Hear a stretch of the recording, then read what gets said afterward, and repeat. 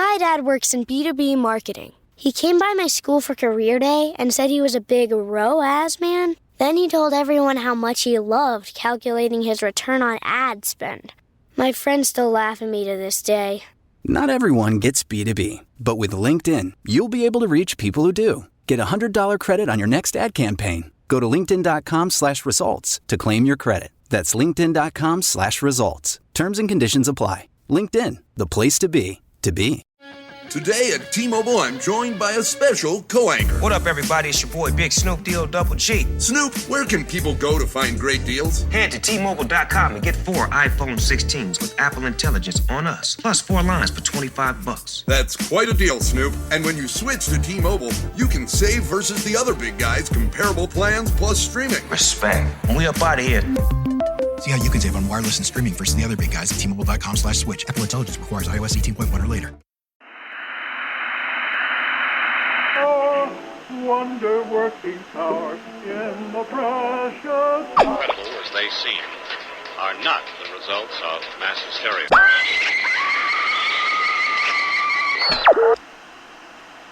You may wish to adjust the dial. You are currently tuned into the wrong station.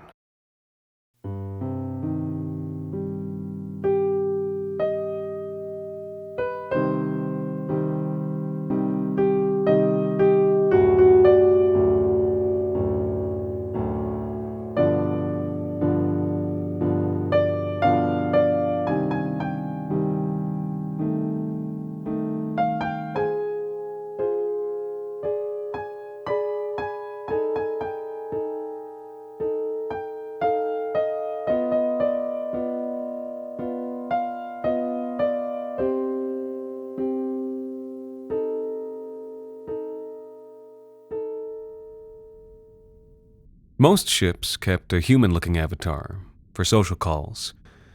People feel more comfortable when they can see their gods incarnate. But the Lesser Zadkiel was not most ships, and the form they chose was of sizzling light radiated through dark clouds, only faintly suggesting a human form.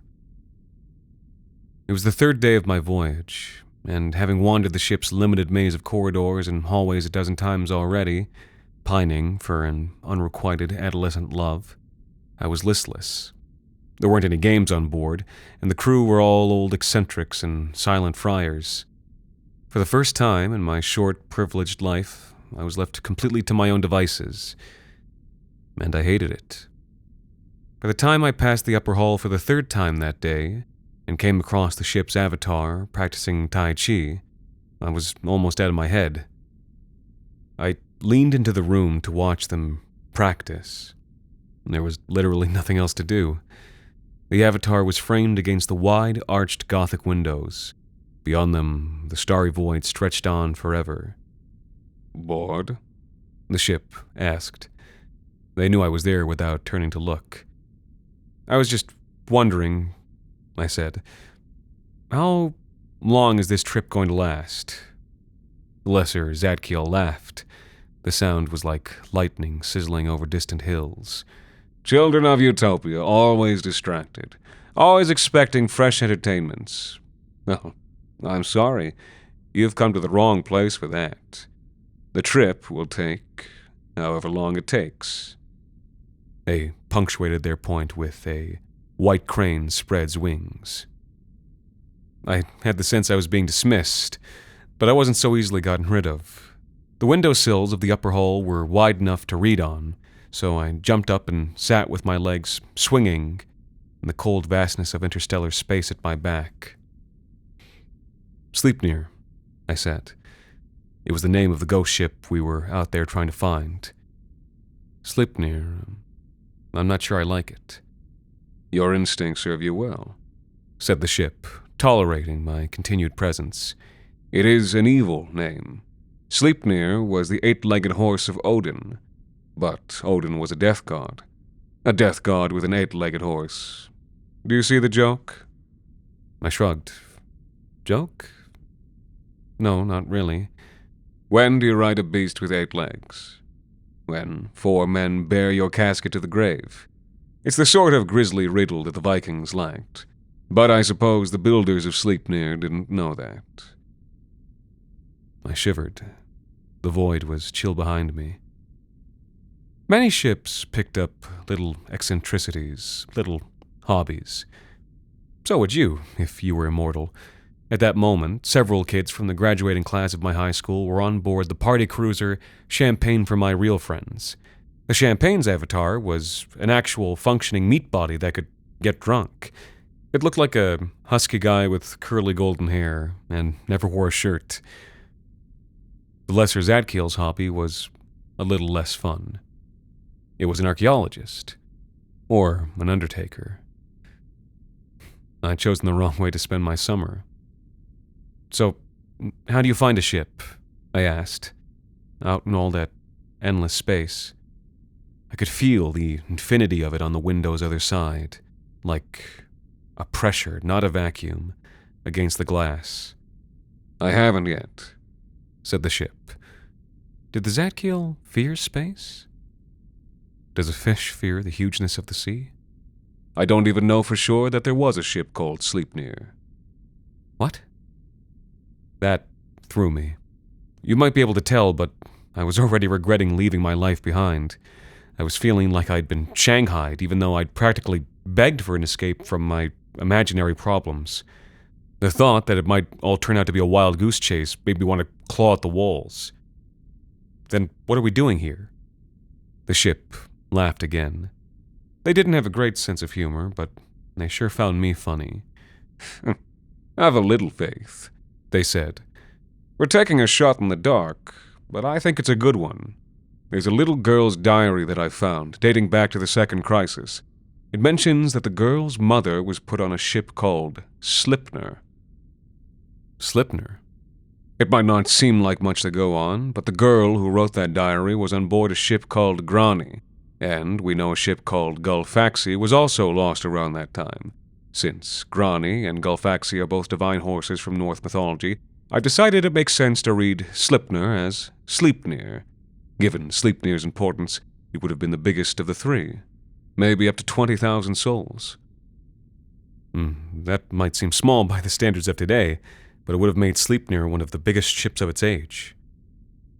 Well, to be honest, that all kind of seems a bit like a leap, I said. But even if the ship did exist, how do you find it out there? It's like a needle in a haystack. The tip of a needle in a trillion haystacks, Zadkiel said. But if Sleipnir was as big as I think, only a few dozen facilities could have launched it. Given the destinations of Grani and Gulfaxi, I came up with a short list of 6 likely destinations, 21 unlikely ones, and 314 distant possibilities. Then, all that was left was to back-calculate trajectories of the relevant stars and worlds over a few dozen centuries to a roughly 10-year window during the Second Crisis. Piece of cake, I said. Impossibly difficult, said the Zadkiel. So, what did you do? The ship took a moment before giving me an answer, focusing instead on the execution of carry Tiger to the mountain. Finally, they said, I followed my gut. You guessed? No. I relied on intuition. Isn't that more of a human thing? They laughed, and didn't dignify my ignorance with an explanation. So you did find it? No. What I did find was a 200-year-old shipping manifest that mentioned a debris field in the general volume of one of the possible trajectories.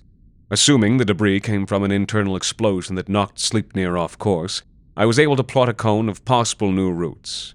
Right now, we're headed for the expanding edge of that cone. I considered the math involved and found it dizzying.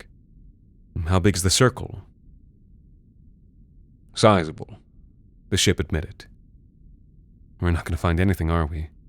I'd make you a bet, the ship said, but gambling is against my religion. They returned slowly to Wuji, the beginning stance, the position of pregnant emptiness. 3 weeks later, I woke at 3 a.m., ship time, to find the Avatar looming down at me, their eyes like terrible stars in endless dark. How do you like the taste of crow? It said. What? I have found Sleipnir. Would you like to see?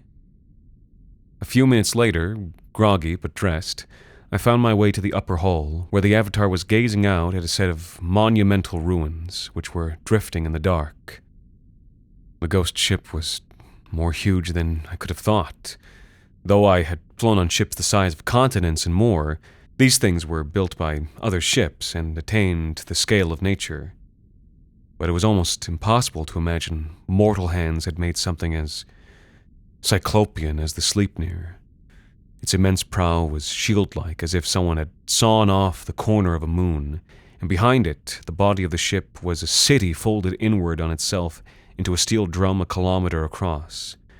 Against this dark vastness, the lesser Zadkiel was like a hagfish at a whale's sunken corpse, a damselfly against a temple wall.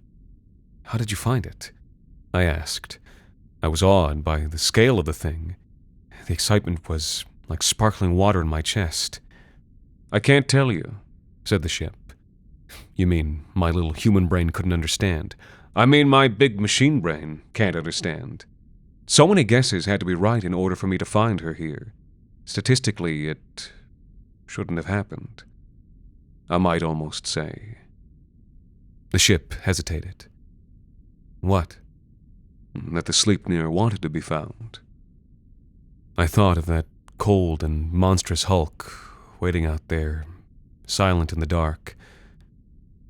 Please don't say that, I said. Why not? Said the lesser Zadkiel. Wouldn't you want to be? After only a few moments, the Zadkiel's drones began to stream across the Sleipnir's sleeping skin, like fireflies in a summer night. A sudden envy seized me. After so long trammeled on the ship, I longed to be free, to fly the night and explore as they did. Zadkiel, I said, can I go with them? The Avatar turned to stare at me for a long moment, its mind opaque behind those glowing eyes. It may not be the best idea. The Sleipnir could be dangerous? No. I have the power to keep you safe. But it is a ghost ship. Are you prepared for what you'll find? Because I was naive, I said, I'm not scared of ghosts. The Zadkiel dipped its head. Then I have no right to stop you. A short time later, I was sheathed in black and sentient fiber, warm, well-nigh indestructible, and thinner than a single human hair, so it felt like being naked in the void. The suit breathed a slight pressure behind me, so that I could move through vacuum as though swimming. I swam with a slow breaststroke in between the stars. Around me, the stream of drones had finished its catalogue of the Sleipnir's interior, and were now flowing down toward a newly opened hatch. Each drone embodied a fragment of the Zadkiel's attention and self, and following them was like swimming through a school of bioluminescent fish down towards some sunken mountain in the ocean depths. I sank with them, down through an open hatch. Welcome aboard. The Zadkiel's voice was a murmur in my ears. Yours is the first heart to beat here in 1,600 years. Down a hexagonal corridor I tumbled, lit only by the ghostly candles of passing drones, until my feet touched down at the elbow of the tunnel, and gecko grips let me walk with halting steps toward the Sleipnir's central vault. I found some records, the Zadkiel said. 13 odd generations lived and died aboard this ship. Roughly 23,000 people aboard toward the end, though records grow unreliable by then. I've sent you what amounts to the final manifest. Browse it, if you like. I was already flicking through the bank of long dead faces, which the suit projected onto membranes covering my eyes. Do you sometimes notice certain features fit in certain times? How people of a certain era share a certain look? There was something similar among all these faces, a heaviness of feature, maybe a heaviness of heart. Then, from among all those faces that belonged, one suddenly stood out. A girl of about my age at the time, who looked like someone I might have known before. A modern face, a familiar face just on the edge of recognition, like a word on the tip of the tongue. Something burned in those eyes, above the sharp cheeks, below the dark brows. Even in a blurry photo, long degraded, something burned. What is it? The Zadkiel asked. Never mind, it's stupid. Say what you were going to say. You know that I believe in intuition. This girl, I think I've met her before. Interesting.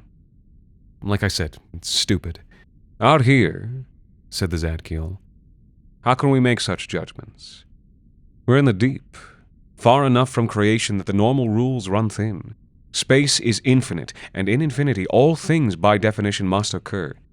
Somewhere out in that infinity, there may be beings identical to us, down to the atom, sharing this same conversation.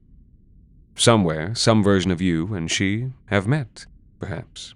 And perhaps identity, in some yet undiscovered way, links all these endless variations, these counter-expositions in the endless fugue.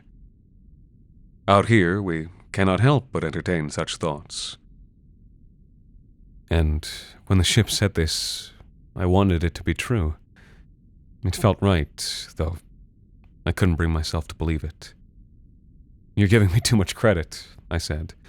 It's just my overactive imagination daydreaming about a pretty face. Oh, most likely, said the ship. Most likely. A few quick blinks cleared the manifest from my vision, just in time that I caught sight of a shadow flitting past the far end of the tunnel. Ship, was that you? I don't have any drones in that volume right now. For the first time since putting on the suit, I felt a chill. A clammy bead of sweat crept down my spine. The shadow had looked human. And it was so silent in that suit, that ship, that endless void. So silent that my breath and heartbeat were machinery in my ears. Slow, sticking footsteps brought me to the tunnel's end, to the yawning inner darkness of the Sleipnir's vault. And something hurtled from the gloom. I screamed and jumped back, caroming off the tunnel ceiling as it hurtled from my throat. The suit reacted for me, thrusting out my arms as the thing struck me, and the momentum sent us spinning backwards down the hallway, locked together. For a moment, all the world was grinning yellow fangs and sightless, ruptured, frosted eyes.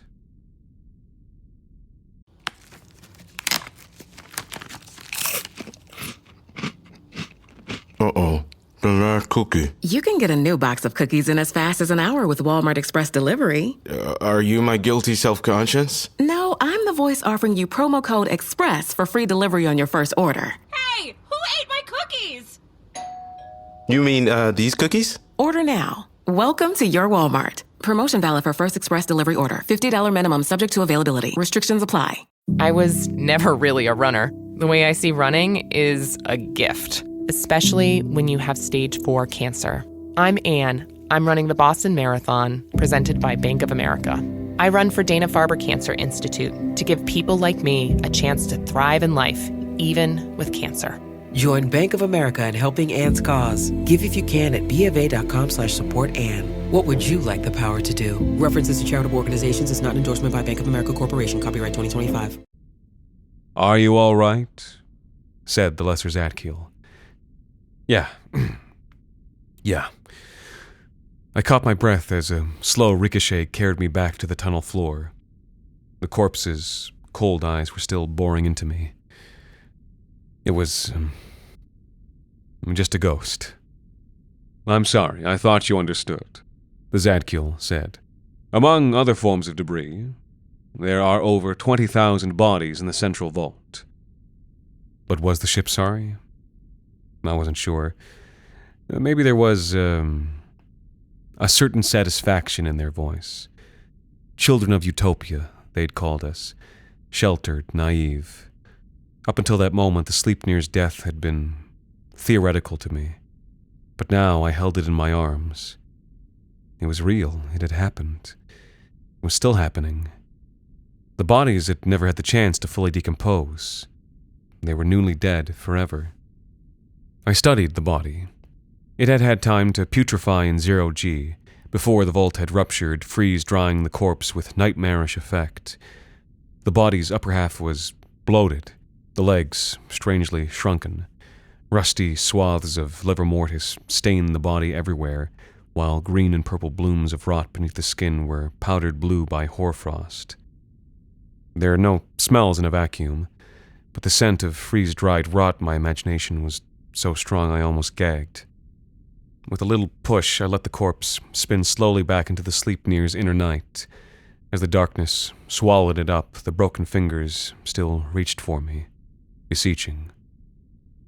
"Perhaps a little light," the Zadkiel said, and a pale flare kindled in the vault, throwing long and jittery shadows where the floating bodies veered. What the light revealed was a vast brutalism, a trammeled world of hard angles, steel and concrete tightly packed and hunched together. It wasn't a home. It was a survival engine, with less concession to human dignity than a shipping crate.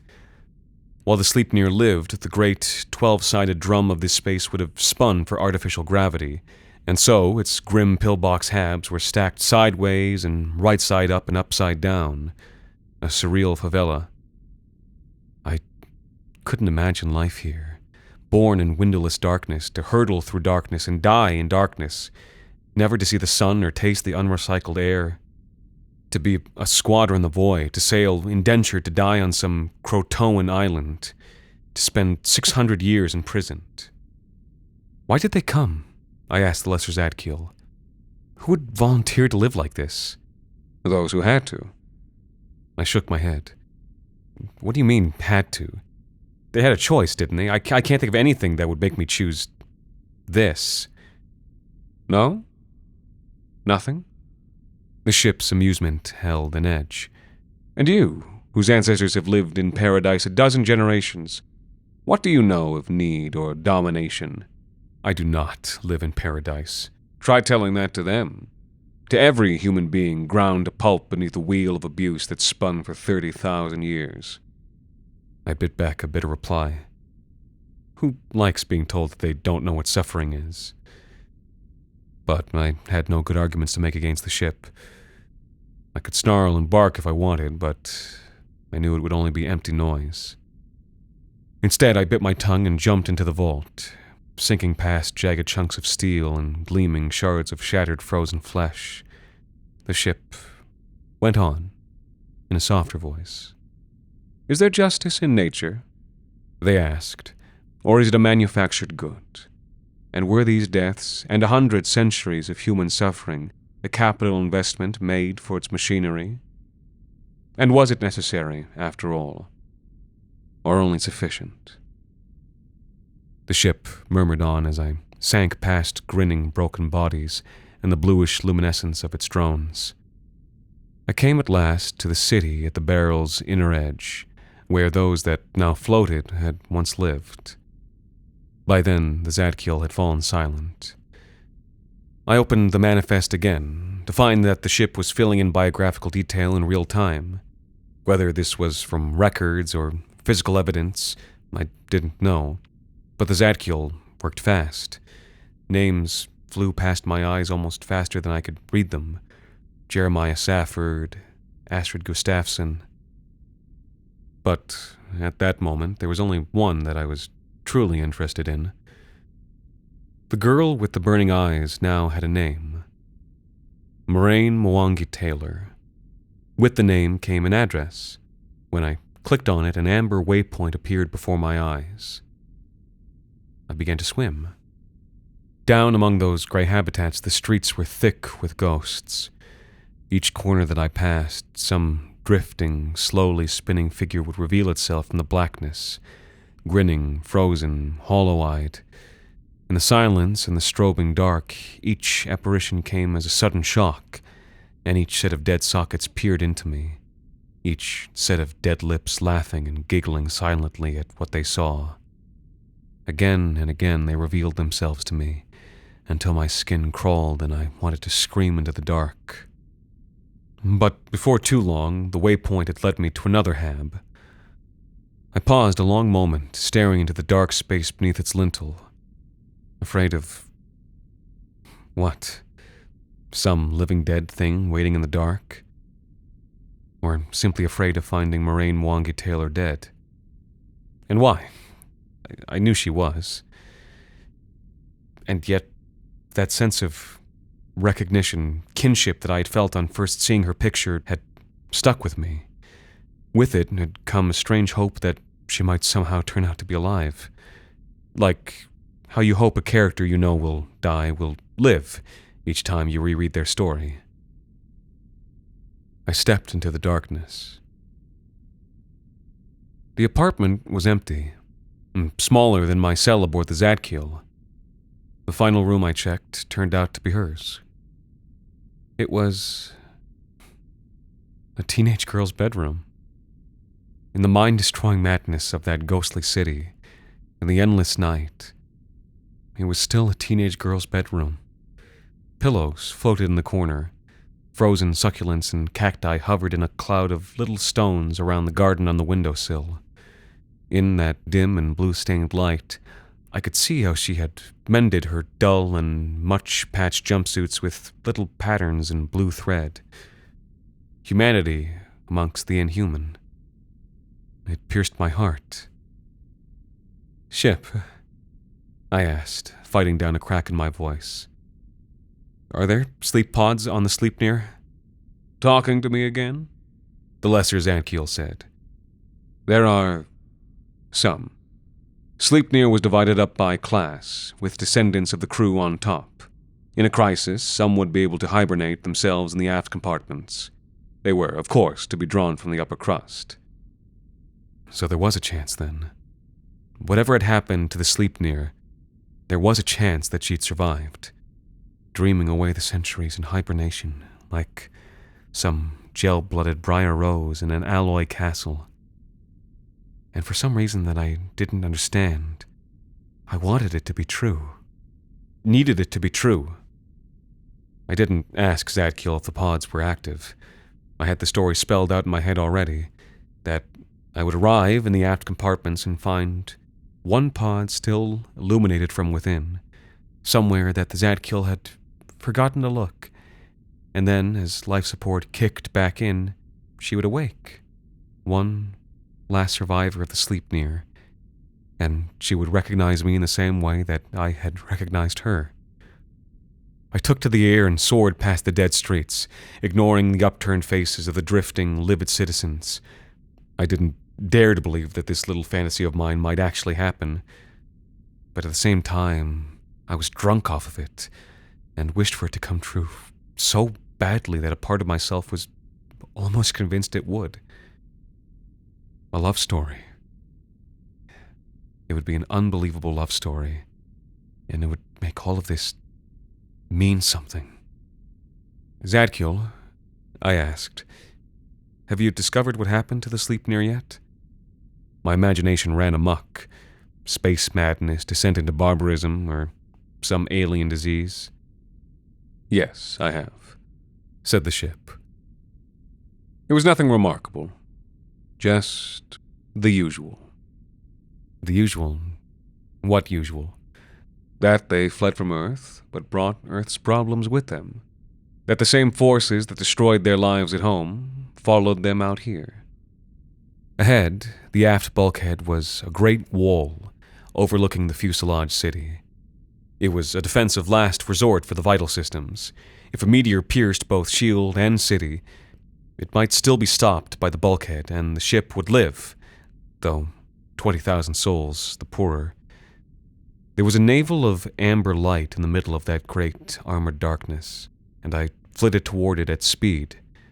There, a series of Zadkiel's drones were flowing down an open hatchway. The ship went on. The Sleipnir was designed to give the crew control over any resources aft.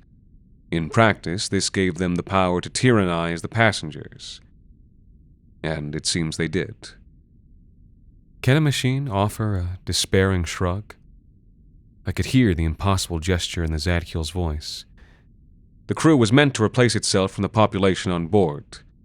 But crew quickly became an inherited status, and with it came the callousness of any aristocracy. Including one run by AIs, I said. I'd meant it as a flippant, cheap shot, and expected some scathing jab in reply. But what the ship gave me was a troubled sigh. Sometimes I worry. Through the bulkhead, I hurtled down frozen expanses of hydroponic agriculture, frozen vegetables thrust pallid from the hard black ice, through still factories turned over to printing of ordnance and edged weapons, past chunks of bulkhead open to the void. They'd been printing guns and explosives on a ship separated from vacuum by a few inches of steel. It was insane, I thought. How could they not have known how it would turn out? But the ship murmured again, as if reading my thoughts. The crew were outnumbered. They thought such weapons were necessary, just as their rivals did.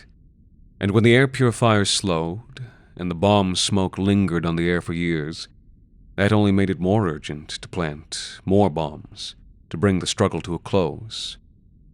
And so both sides rode the tiger to its lair, and were devoured. I pulled up sharply, for the corridor ahead was full of ghosts. Unlike those from the vault, these had frozen before they'd had the chance to rot, and so their wounds were still fresh and hard to look at. 16 centuries on, these bodies were still newly punctured by blunt, printed plastic knives, still cracked and spilled across the walls by hard plastic rounds fired from printed guns.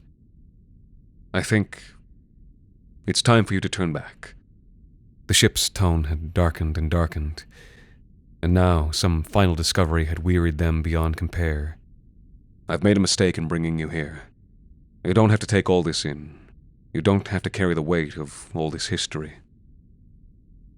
I ignored them and began to shoulder through the floating ghosts, feeling the frozen eyes upon me, the claustrophobia of so many dead, floating in such narrow space. But I had to go on. I could feel the fantasy withering around me. Hard, unbearable reality was closing in again. It was all real. It had all really happened. And there was no escaping from the truth. There was no pretty story that would make it all okay. I leaped at the end of the corridor, and my momentum carried me up a shaft that was all but clogged with bodies. Unlike the ones before, these had arched backs and hands around their necks. They had choked to death on vacuum. That's what happened in the end, I realized. The crew. They set charges and blew out the aft section on purpose rather than let it fall. Yes, murmured the Zadkiel. They fell back to the hibernaculum and set the rest of the ship to vent once they were under. None of them would have to watch their little genocide unfold. And then, when they awoke in orbit around a brand new world, all of it would be ancient history, and easy to forget. But something had gone wrong. The bulkhead to the hibernaculum had been cut open by torch, and black scorch marks stained the steel on every side. Someone found a pressure suit in time. Yes, sighed the ship. She did. I felt an insane kick of hope in my chest. It had to be her. It had to be Moraine. Clawing at the scorched edges of the opening, half expecting them to still be blazing hot, I pulled myself through. The hibernaculum widened around me, its receding walls honeycombed with sleepers cased in glass sarcophagi. In a small, rare concession to beauty, quartz window twinkled with the light of stars beyond. A blue glow washed through the hexagonal pillars as the Zadkiel's drones flitted from place to place. And there, under the quartz skylight, I came face to face with Moraine Wongitaylor at last. She was asleep, with her face to the void, eyes shut, smiling softly amidst the black flow of drifting hair. She seemed utterly content, just floating there, a few feet above the deck, with the cold starlight raining down upon her. "Look around you," the Zadkiel said. The drones swirled on every side, and their blue glow rose to a harsh and bloody amber. From every glass case, the faces of the sleepers leered, and I realized with a sudden shock that they, too, were dead. In that red glow, black scorch marks stood out from the controls of 100 hibernation pods. She had torched them all. The mechanisms failed, and the people sleeping in them died. There were children among them. Pregnant women, too. But all the same, Moraine was smiling in the cold. "Oh," I said. I floated for a moment, trying to wrap my mind around the scene. There were unused pods. She could have used what little time she'd had to set one up and save herself. Instead, she'd chosen to burn the others down. She could have lived. Instead, she'd chosen universal death. I stared at that calm, kind face for a moment, not sure what to make of her. Not Briar Rose, but a creature made of thorns. A long time had passed, I supposed, since she'd been the girl who mended clothes with little curlicues of bluish thread. I couldn't understand her, though I tried. Our worlds were just too different. Weren't they? Or maybe I just didn't want to see myself reflected in that calm and sleeping face. Didn't want to feel that kinship, recognition. Didn't want to understand why somebody would choose to kill the human race. The amber light began to dim, and Moraine's face was plunged into shadow. I turned and left the Sleipnir, never to return again. It was some weeks later before I was willing to talk about that day. We were halfway home by then. I found the Lesser Zadkiel's avatar in the upper hall, practicing Tai Chi before the void. I watched for a while in silence. White crane spreads wings, strum lute, diagonal flying. "How many scenes like that have you found?" I asked. "Hundreds." "Why do you do it? Why do you track them down?" "Mechanical curiosity," I assumed. "An inhuman, morbid need to collect and categorize information." "Because they happened," Zadkiel said. "And it matters that these things happened, because they happened to real people, and somebody ought to know." I wish I didn't. Do you? I'll never be able to forget it now. I'll always remember the faces, the rotted ones, the frozen ones, the sleeping ones. Would it matter if you did forget? Those faces would still be there. What was the point of it? I asked, feeling the emptiness boil up. 20,000 people lost, and all that suffering just a single speck in an endless dust cloud. We've made this silly little paradise for ourselves. But what's the point in the face of all that? What's the point when it can never cancel out a moment of all that pain? And though I was begging the ship for an answer, it gave me none. For all the power of its galactic mind, so far beyond the scope of meager human thought. When it finally spoke, its only answer was, "I'm sorry, I don't know. I only do the best I can."